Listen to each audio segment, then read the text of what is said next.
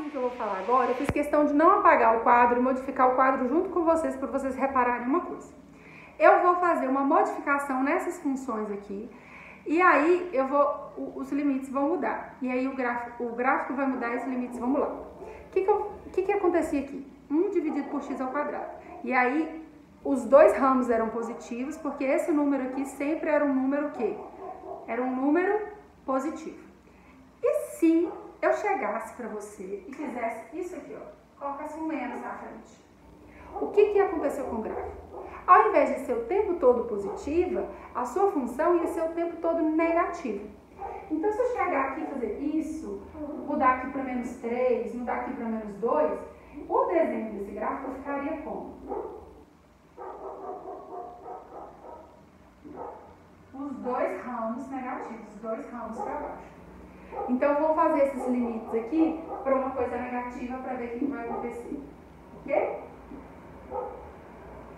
Então, eu peguei os gráficos anteriores e só coloquei um sinal de menos, para você perceber que o desenho do gráfico muda só com um sinalzinho de menos, e esse menos está do lado de fora, tá? Se eu colocar o menos aqui dentro, por exemplo, do módulo, não ia mudar nada.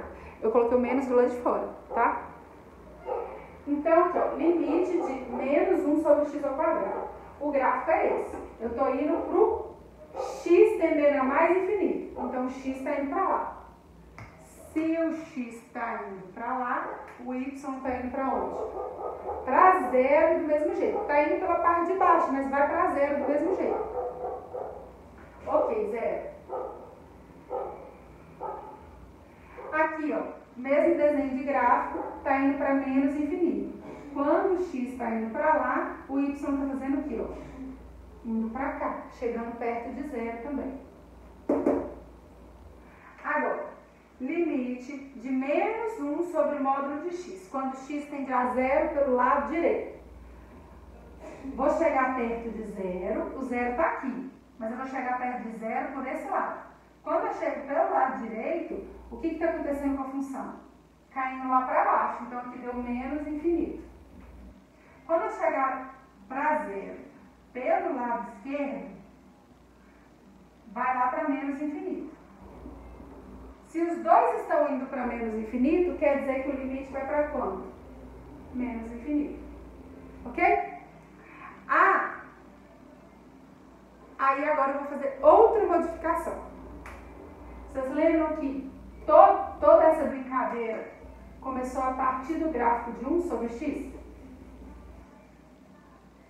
A gente começou a falar tudo isso a partir do gráfico de 1 sobre x, não é? E se eu colocasse menos 1 sobre x, ou menos 2 sobre x, ou menos 7 sobre x, menos 7 sobre x ao cubo, por exemplo, menos 7 sobre x à quinta, todos esses são equivalentes ao gráfico de 1 sobre x, mas ao invés de ter um ramo para cá e um ramo para cá, esses ramos foram trocados, fez assim com o gráfico. O que era negativo ficou positivo, o que era positivo ficou negativo. Então eu nem vou calcular nenhum limite novo não. Eu só quero que vocês tenham na cabeça mais ou menos o desenho do gráfico, tá? Então, nesse tipo de questão, é muito bom, muito interessante você pensar no desenho do gráfico. Então, vamos lá. Acho que essa parte eu nem vou colocar no PDF, é só um rascunho. Então, como é que fica o gráfico de 1 sobre x? Quando eu estou dando aula normal na sala, eu peço para todo mundo desenhar no ar. Faz aí você na sua casa, aproveita a oportunidade e faz você aí na sua casa. Como é que fica o gráfico de 1 sobre x? Desenha no ar. O gráfico de 1 sobre x fica assim, ó. Um ramo para cá, um ramo para cá. Rascunho, gambiarra, mas isso aqui já é o suficiente para a gente saber calcular o limite. Qual seria o desenho de gráfico de 3 sobre x? A mesma coisa.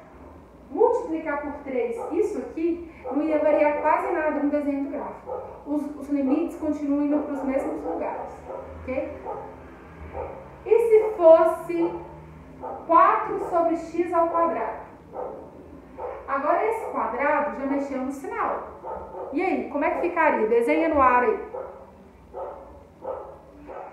o gráfico ficaria os dois ramos para cima. Então, por exemplo, desenho. E se fosse menos 5 sobre módulo de x? Seria os dois ramos, mais os dois ramos negativos, tá vendo? Então, vou inventar mais exemplos. Um exemplo que tem outro desenho parecido com esse. 7 sobre x à quinta. 4 sobre x ao quadrado. 9 sobre... Não, x ao quadrado não. Sobre x. X à sétima, com potências ímpares. Então, o ramo está para cima, o ramo está para baixo. Um número positivo com potência par, ou um número positivo com módulo, ou um número positivo com potência par, os dois ramos são para cima.